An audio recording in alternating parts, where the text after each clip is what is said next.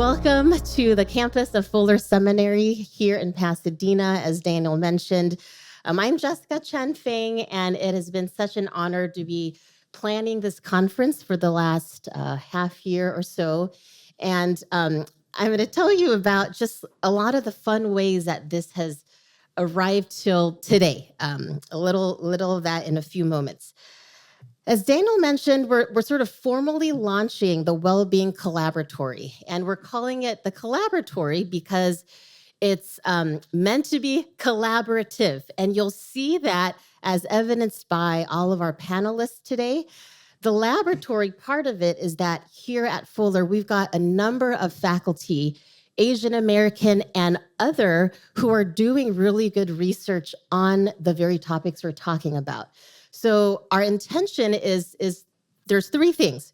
We want to equip our AAPI community to do research-based resources and practical knowledge to strengthen relationships, to bridge community members, so all of us here with one another, and lastly, to innovate culturally congruent mental health dialogues.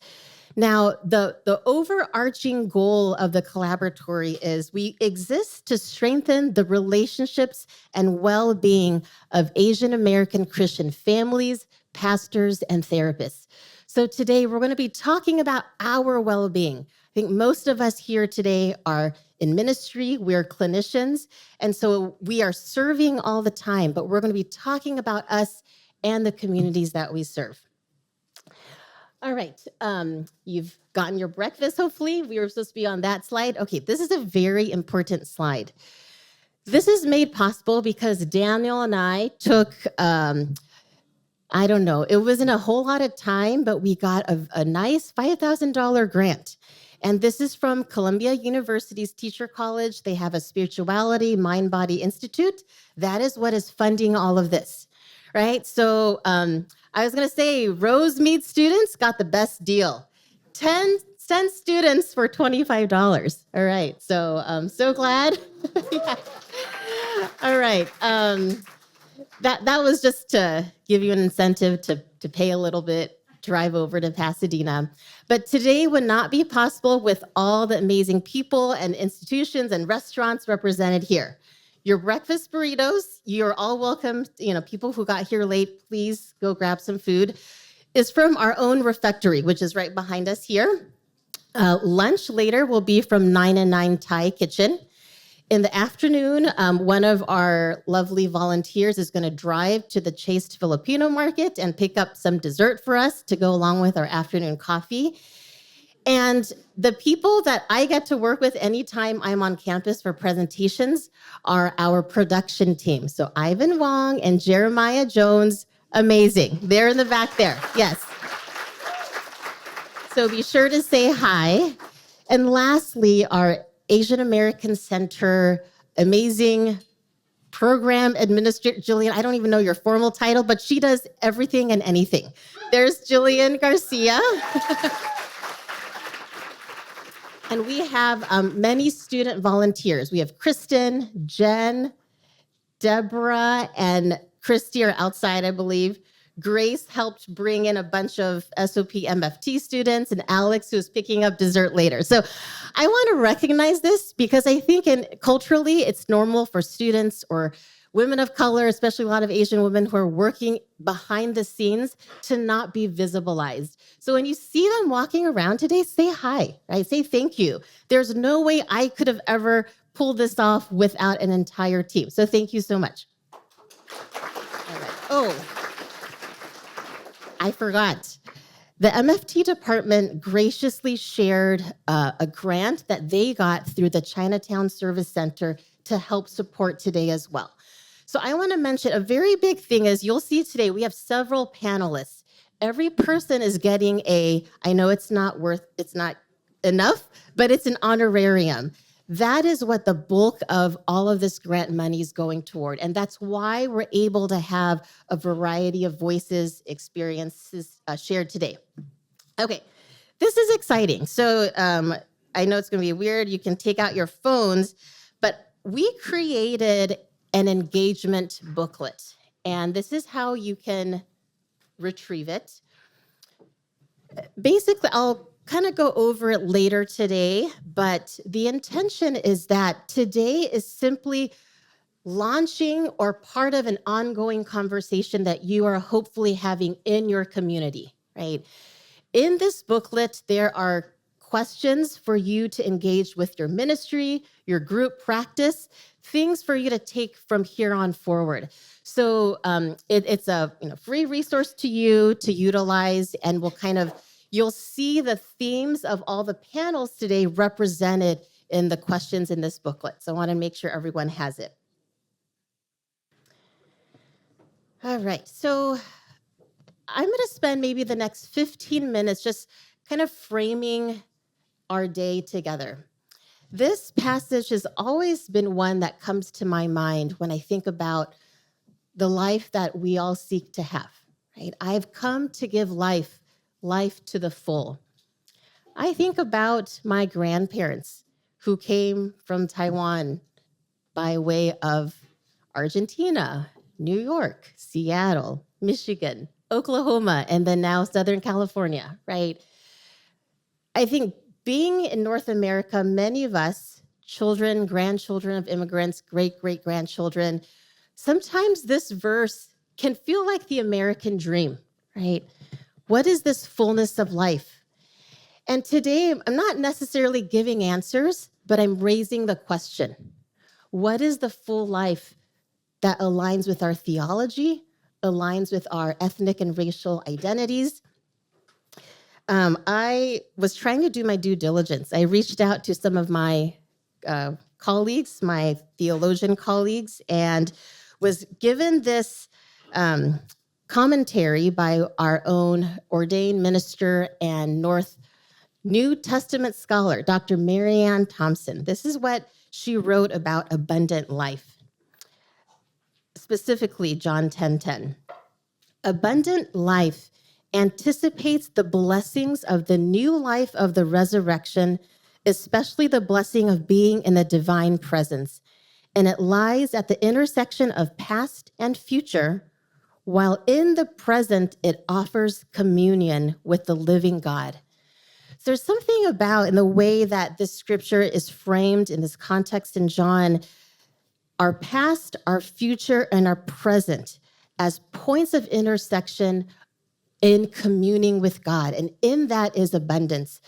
So today you'll see, I have this timeline in a little bit. We've had a lot happening in Asian American Christian mental health for 50 years here in Southern California.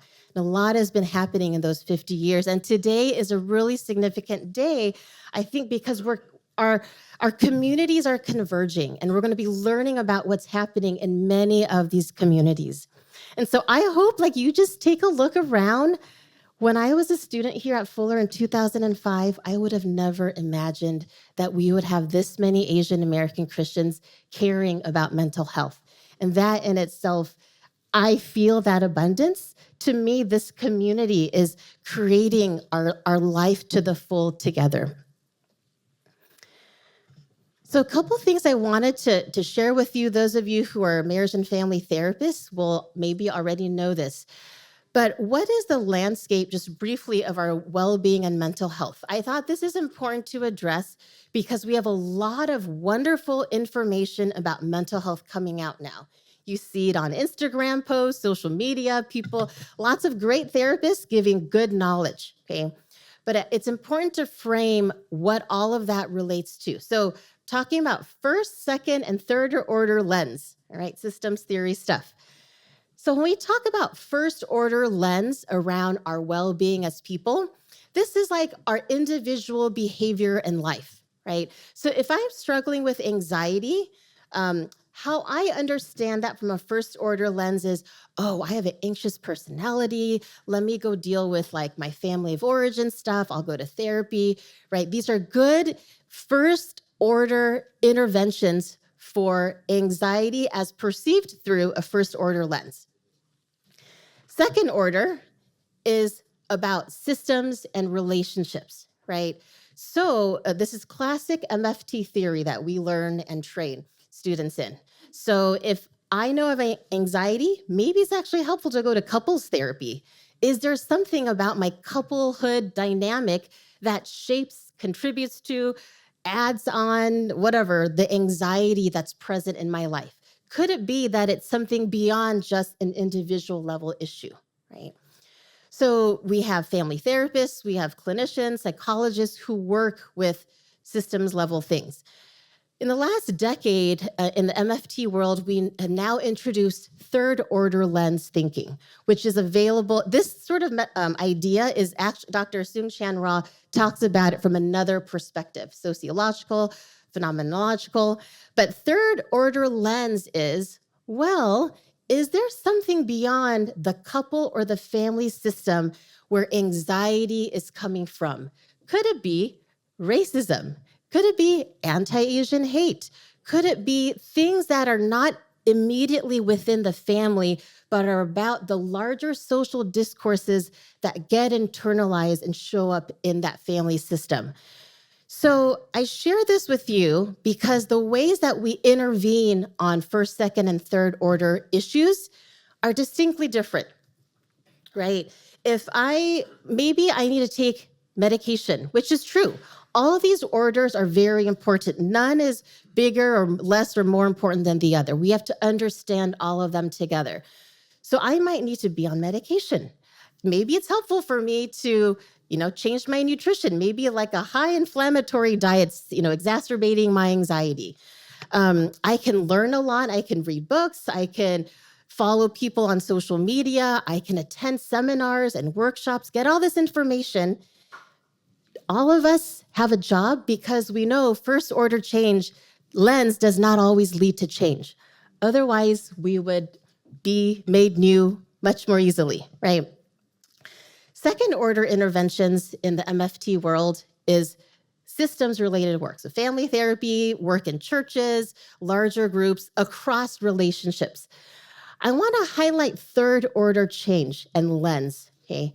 This is what is happening today. This is my hope and vision for today. We will have plenty of content, head knowledge, books, articles that any of us can access online anytime. But what we don't always have is access to one another in relationship, flushing things out, seeing, oh, how is this church doing this? It's challenging the discourses at our church. I didn't realize that, wow, we think this way about gender and it plays out, but that church does it. So sometimes we need to see it reflected in community in order for that third level lens to start shifting. So this is what I'm inviting us to do today. It's exciting for me as I'm talking about it, but I hope that you will sort of posture yourselves, your community. I love that so many people are here together with others, but to be in dialogue. There are only things that we can do in community that we cannot do alone. I personally do not believe that self-healing and self-help is what God's intention is for us. There are things that we can be equipped to know, but it is through relationship with one another that we experience God's love, God's grace, and then manifest through all these lenses. All right, I'm going to go over, this is that brief history I was mentioning. I wanted to say this is not exhaustive in any way, okay? This is primarily from my experience and vantage point, and I know there are a lot of things I have missed that are from your local communities. I'm not negating those things at all. What I wanted to highlight is I was part of the board of the Asian American Christian Counseling Service, which was around for 35 plus years, close to 40 years, right? We have a number of amazing clinicians, board members here who have served in that community for decades. They are in this space. What I want to mention is many of us, myself included, until I met AACCS elders and mentors, I felt like I was the only one, because at my Taiwanese American church, I was the only mental health person, right? You might be the only one at your church. But I really want to encourage you, look, AACCS has their website up with this history. It's more comprehensive.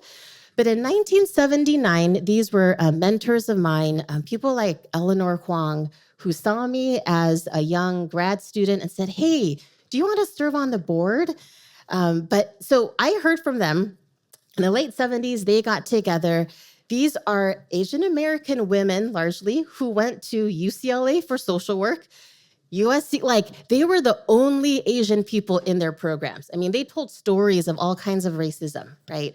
But they saw that there was a need for mental health support in our community. So they called themselves the Paramithians, and I believe it means caregivers.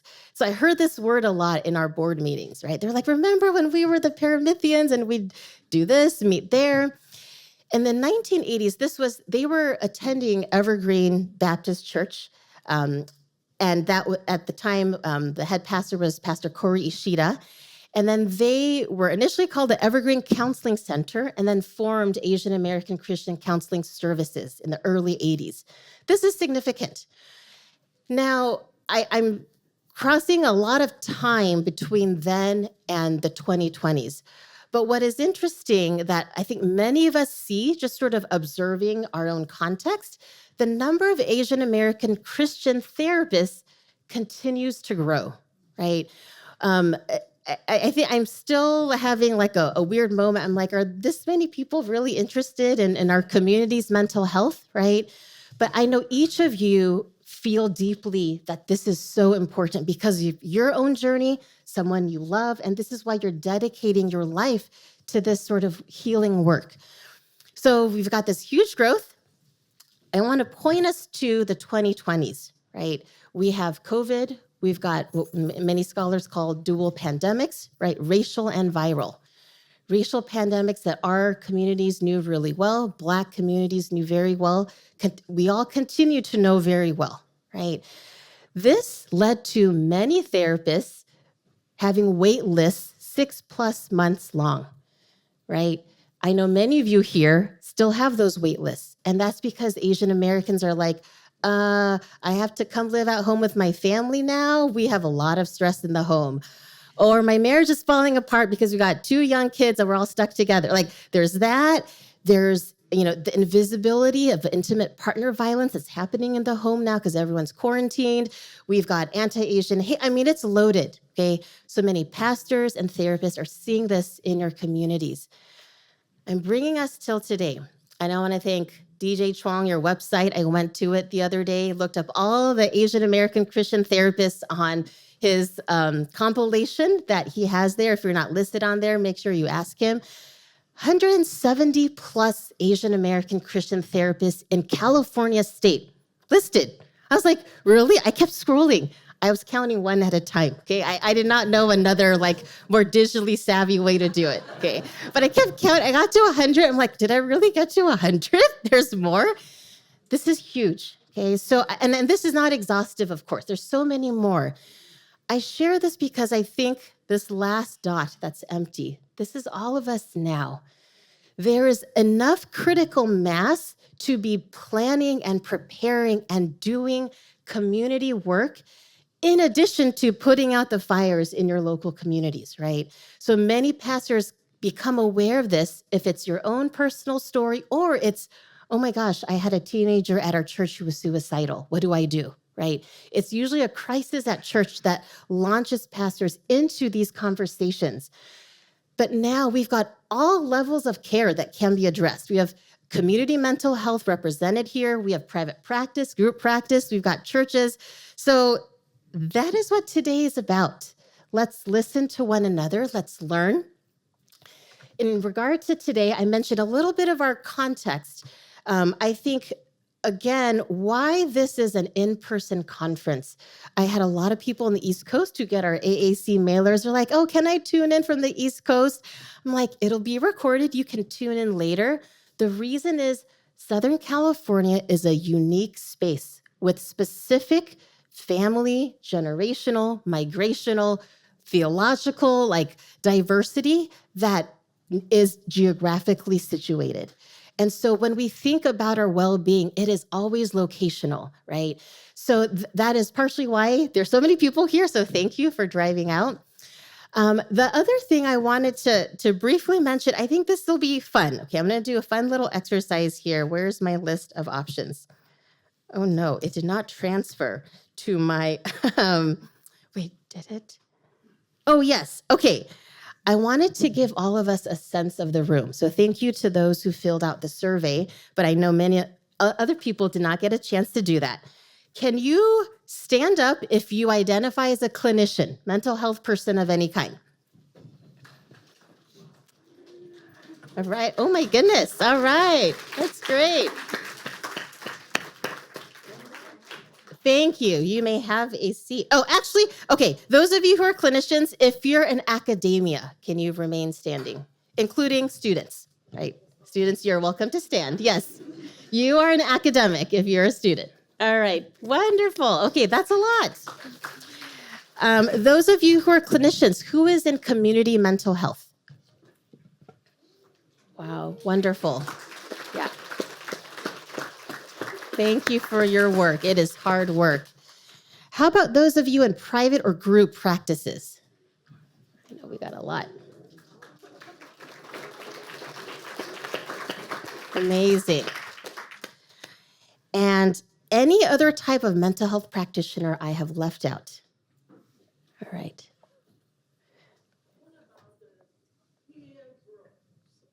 Oh, yeah. I'm considering that ministry. Thank you so much. We'll go to ministry. All right. Who's in ministry? This is a loose term. You don't have to be a pastor. You could be a pastor. You could not be.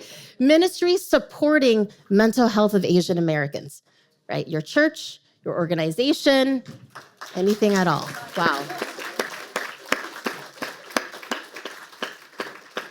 Thank you all so much.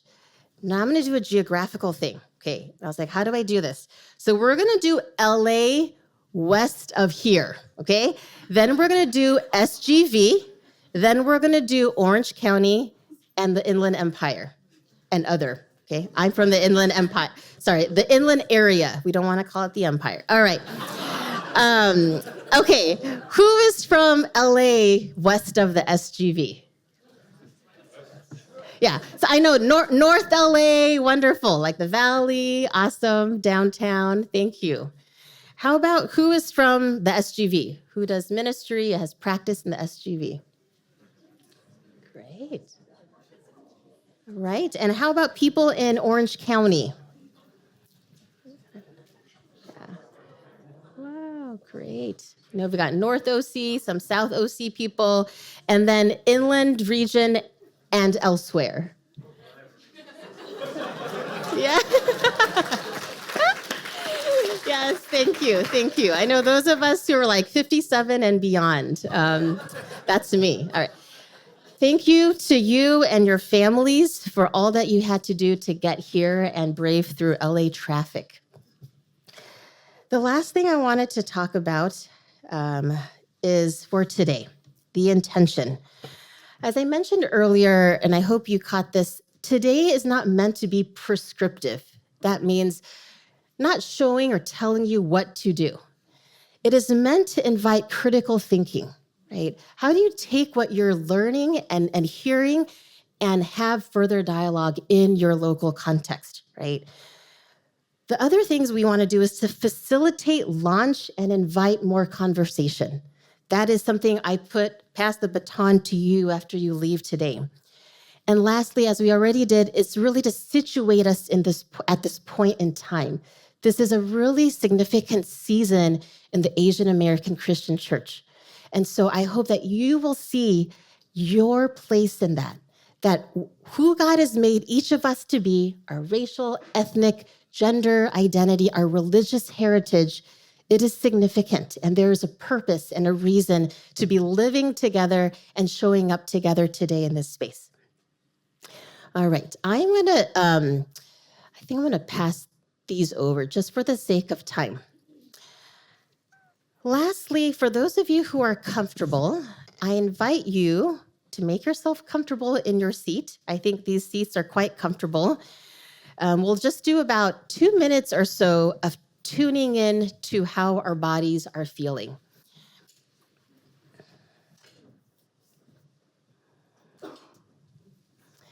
I know it's normal, typical for us at conferences to turn on our brains, and we definitely want our brains on, but we want to just take note what's happening in our bodies, right? I'm just going to disclose something.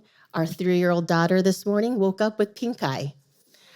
What am I going to do with childcare at 6:30 in the morning? That's what I'm bringing in today. Thankfully, Grandpa came. So check in with your body. If you're comfortable, close your eyes. How is your body and how is your spirit doing today? Those of you who enjoy taking deep breaths, I like to say, let's take a deep breath in through our nose and out through our mouths, a nice long breath. What tensions are you noticing in your body? Sometimes you can scan from head to toe. Maybe it's your neck from the drive, your stomach. And what might it feel like to release those tensions so that you can take in the stories of our fellow siblings in Christ today? And just asking yourself, what do I need to be present with an open mind and an open heart? If there's other things that you're sort of carrying today, just lay those down. God's got those.